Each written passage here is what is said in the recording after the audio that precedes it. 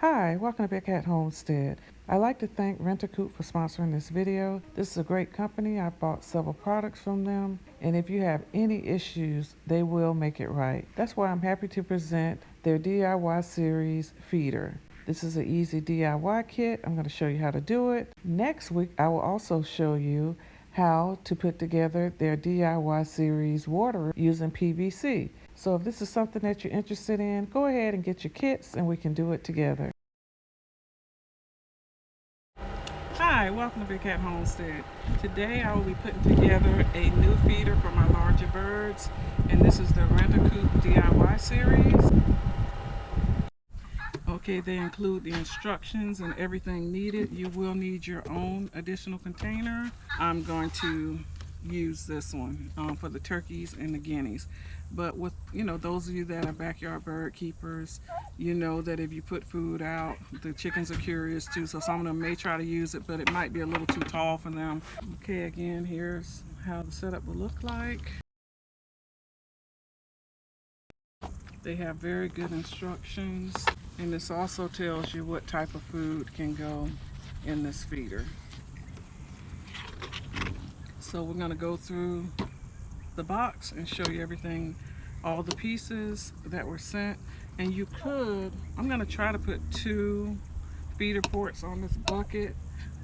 They show 1, but I'm going to see if 2 will fit. If not, then I'll see how they do with this 1 bucket. I could do up to 4. If I do 2 on each, do 2 buckets. If I do 1, I could do 4, but I can also get a bigger trash can and then put 2 on there. I could probably even put 4 on there, but I don't need 4. And here it is to show you how this looks. Nice instructions.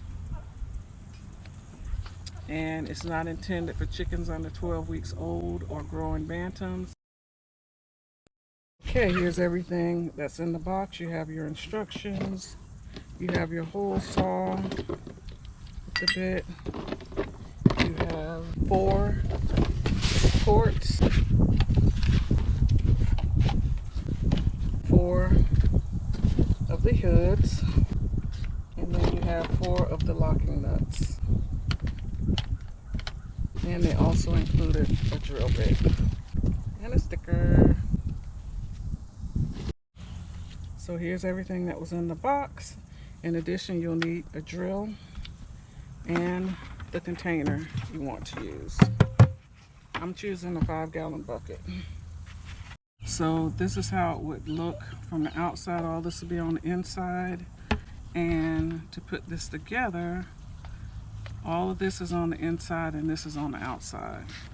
So you would, once it's on the inside, you would take the end from the inside and then lock this together, and then you'll pop your little hood on there, and that's to keep rain out. They will peck inside, but they have to stick their head in there a little further. And what happens is, you know how they're messy eaters and they drop crumbs and they're normally outside, they will drop back in there because it's a, they have to go down in there to get the food, and as they're coming up, the extra will drop out. Okay, this recommends to have the port at the shoulder height of the smallest bird, and this is going to be for the turkeys, maybe guineas. The turkeys are at 6 inches and the chickens are at 3, because I do have it on the cinder block. So if you have it flat on the ground, you'll have to measure the chickens up against it. I just watched them walk up there because I have another bucket in there with water, and I measured it from there. And this also shows you what kind of feed you can use. You can use mash, crumble, scratch, or pellets. And so I'm going to mark my bucket at 6 inches. And if for some reason you mismeasured, you could also lift the chickens up by putting a little paver, or give them a little step to step up. But this is mainly for the turkeys and guineas. But the guineas are closer to the chicken size. Okay, so that's the 6-inch mark.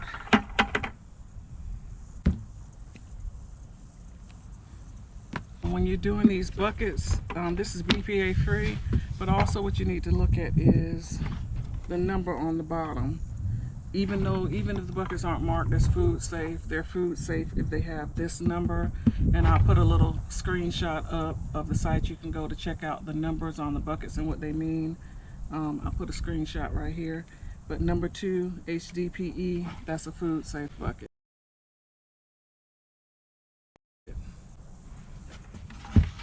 You also have to make sure you have the right drill. This one is not going to work for that. This is an impact drill. This one will work. And if you see here, I don't have, this doesn't go as big as that. I want to say it's 3/8, but it doesn't say on here. You need a drill that you can adjust. Okay. And you want to go forward. It says drill a small pilot hole at the mark and then use the hole saw to create the feed port. So let's just drill a small hole to get us started. I had to go and get my own drill bit kit because these aren't sharp enough.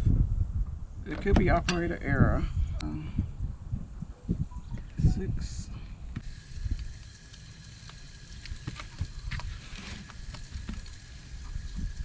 So far, that's the only issue I've had is, see if this goes any better.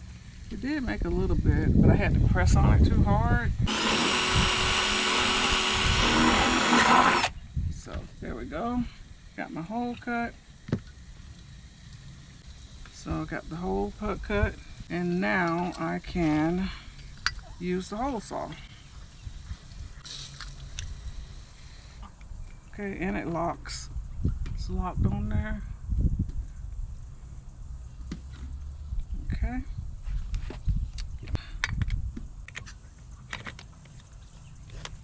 Make sure it's tight. I'm gonna cut the hole. Here we go.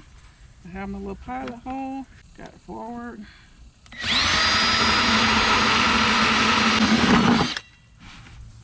Okay. Alright, got it. I always take my bits off when I'm not using them, just so there's no accident. Okay, I'm just trying to clean this up. Get all your shavings out of there.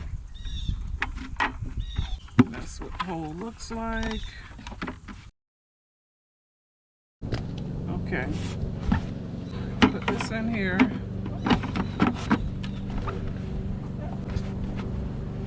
Take the narrow end. Take the narrow end.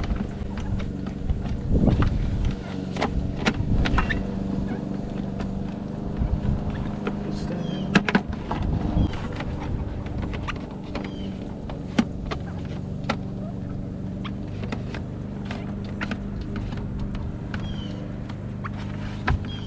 I have it almost there. Okay. That's what it looks like. Feed go in here, and as they eat, let's put the hood on. They'll stick their beaks in here, and the feed will drop down as they eat it. So let's see if we can look in there. Okay, let's go fill this up and test it out.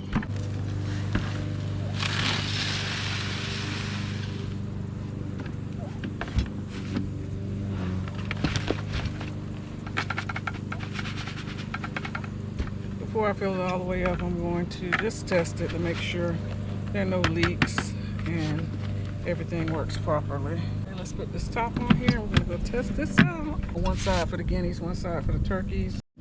Okay, so this is the shorter side. You can see the feed in there.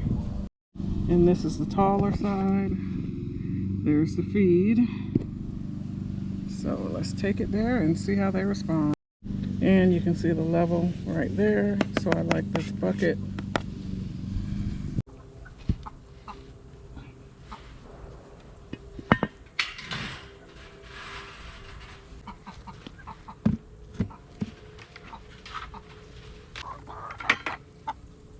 Okay, I have the taller end and the shorter end.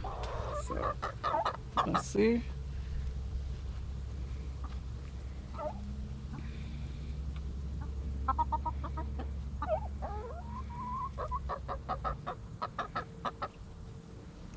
Oh, and what's recommended is you take a little bit of feed. That's not even for Coco, but she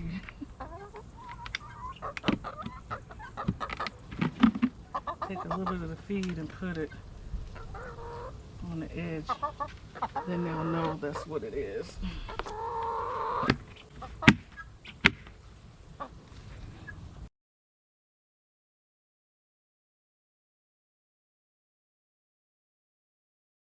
And if you look, it's at the shoulder height of the turkeys. That side is for the guineas, that side is for the turkeys, but they're going to eat wherever they want to eat.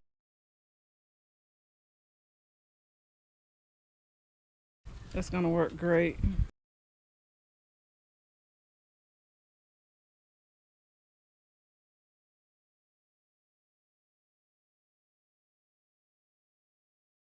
Feel free to continue to watch my backyard babies and see how they're adapting to this new feed. Thank you for watching. I hope you enjoyed the content, and if you did, go ahead and like, comment, subscribe, follow, and share. Until the next time, bye.